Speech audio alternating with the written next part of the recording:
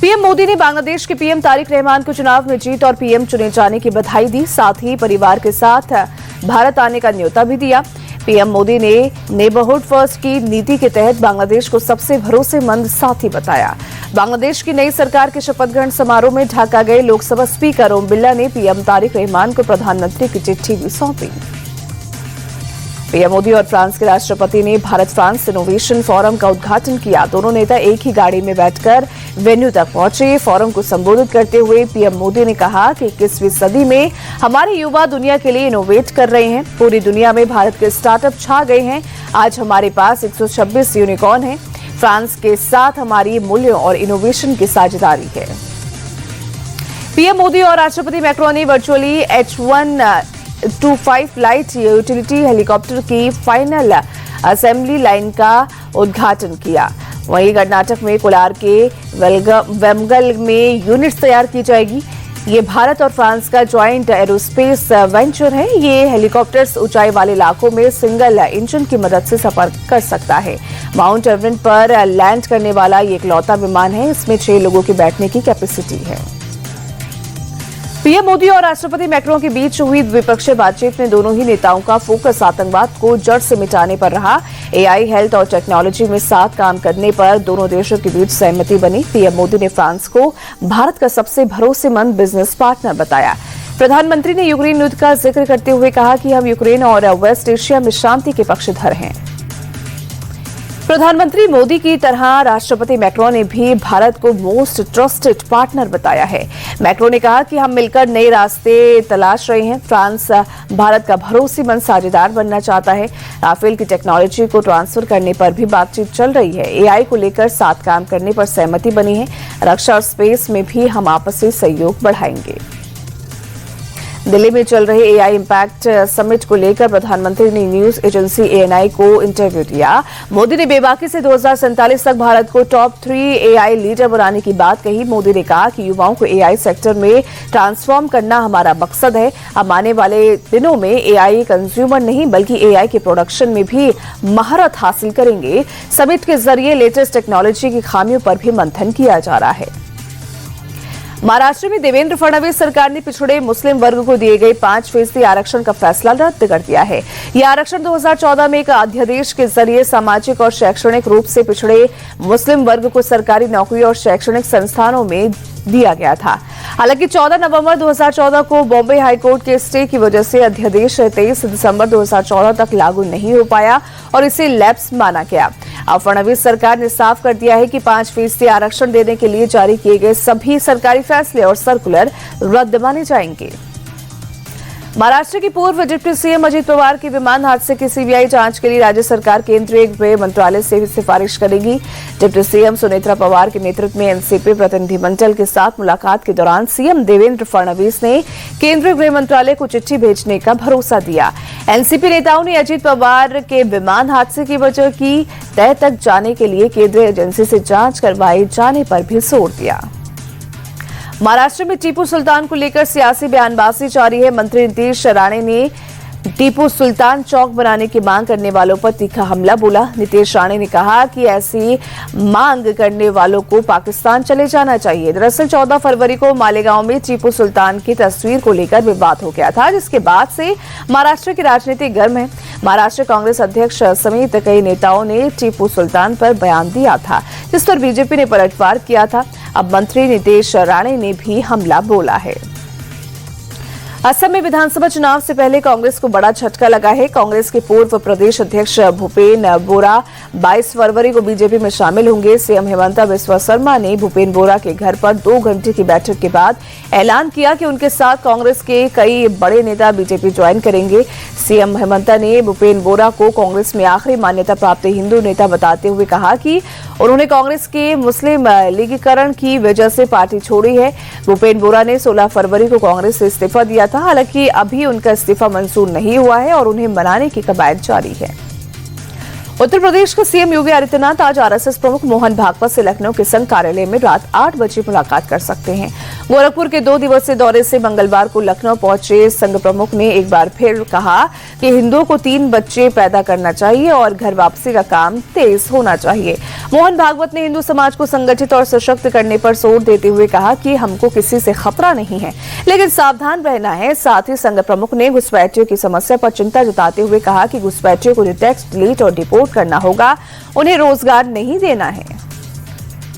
मध्य प्रदेश की मोहन यादव सरकार आज विधानसभा में अपना बजट पेश करेगी। सीएम मोहन यादव ने बजट से पहले दावा किया कि 11.14% विकास दर के साथ एमपी अब भारत का ग्रोथ इंजन बन गया है। आर्थिक सर्वे के मुताबिक एमपी का कैपिटल एक्सपेंडिचर 82,513 करोड़ होने की उम्मीद है, जबकि विकसित राज्य कर्नाटक का कैपिटल एक्सपेंडिचर 71,000 करोड़ के आसपास रहा। यानी एमपी ने विकसित कहे जाने वाले राज्यों को भी पीछे छोड़ा है। वहीं सीएम मोहन यादव ने कहा कि फाइनेंशियल डिसिप्लिन, प्रशासन में ट्रांसपेरेंसी और बेहतर नीतियों से निवेशकों का विश्वास बढ़ा रहा है। लोकसभा स्पीकर के एआई वीडियो मामले में कांग्रेस नेताओं की मुश्किलें अब बढ़ सकती हैं। लोकसभा सचिवालय ने इसे ब्रीच ऑफ प्रिविलेज और कंटेम्प्ट ऑफ हाउस माना है और कांग्रेस के आईटी डिपार्टमेंट से जुड़े 9 बड़े नेताओं को नोटिस भेजा है। 3 दिन के भीतर जवाब मांगा गया है। कुछ दिन पहले कांग्रेस ने अपने सोशल मीडिया अकाउंट पर ओम बिरला का एआई वीडियो डाला था, जिसे लेकर कार्रवाई भी हो सकती है। बंगाल में एसआईआर को लेकर मुख्यमंत्री ममता बनर्जी के हमले जारी हैं। सीएम ममता ने चुनाव आयोग को तुगलकी कमीशन बताया। कहा कि वो बीजेपी को खुश करने के लिए आम लोगों को टारगेट कर रहे हैं। आम लोगों के साथ टेररिस्ट की तरह सलूक किया जा रहा है। ममता ने कहा कि एसआईआर में लापरवाही के चलते अब तक 150 से ज्यादा लोगों की जान चली गई है। बंगाल के साथ नाइंसाफी को कतई बर्दाश्त नहीं किया जाएगा। गुजरात में 3 महीने से जारी एसआईआर के बाद फाइनल वोटर लिस्ट को अपलोड कर दिया गया है। ड्राफ्ट लिस्ट के मुकाबले राज्य में 5.5 लाख वोटर्स की संख्या में इजाफा हुआ। आपको यहां बता दें कि वेरिफिकेशन से पहले गुजरात में करीब 5 करोड़ वोटर्स का डाटा एग्जिस्ट करता था। ड्राफ्ट लिस्ट में 4 करोड़ 34 लाख वोटर्स का नाम सामने आया था, लेकिन फाइनल लिस्ट में 4 करोड़ 40 लाख से ज्यादा वोटर्स का नाम शामिल किया गया है। बॉलीवुड स्टार सलमान खान के पिता और मशहूर screen play writer Salim Khan की तबीयत फिलहाल स्थिर बताई जा रही है।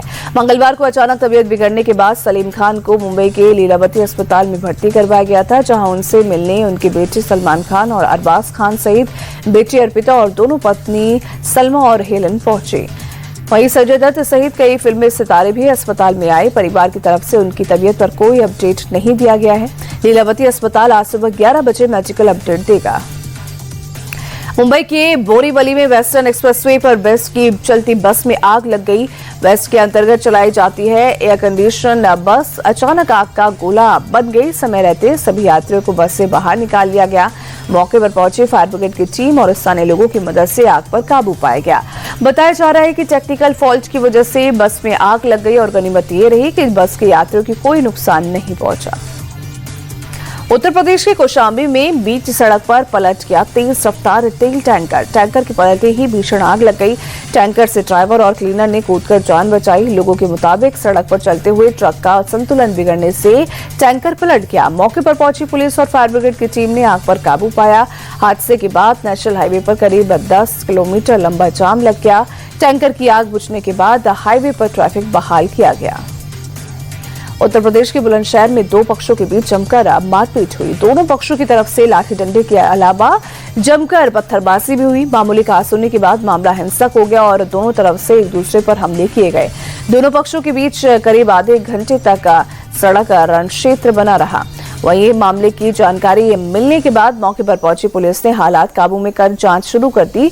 पुलिस के मुताबिक शिकायत मिलने के बाद आरोपियों के खिलाफ कड़ी कार्रवाई होगी। उत्तर प्रदेश के रामपुर में पटवाई थाना इलाके में पत्थरबाजी की घटना सामने आई है। गांव के 2 पक्षों में जमीनी विवाद में जमकर पत्थर बरसाए गए। मारपीट में एक पक्ष के करीब आधा दर्जन लोग घायल हो गए। पुलिस ने मारपीट की जानकारी के बाद 4 आरोपियों को गिरफ्तार किया है। पीड़ित पक्ष के मुताबिक ग्राम प्रधान पक्ष के दबंगों ने घरों में घुसकर महिलाओं के साथ भी मारपीट की थी।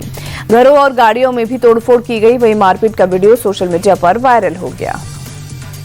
दिल्ली के रोहनी में अस्पताल परिसर से नवजात बच्चे की चोरी के बाद अस्पताल में हड़कंप मच गया। परिवार वालों की शिकायत के बाद एक्शन में आई पुलिस ने दिल्ली मेरठ एक्सप्रेसवे से नवजात बच्चे को बरामद कर लिया।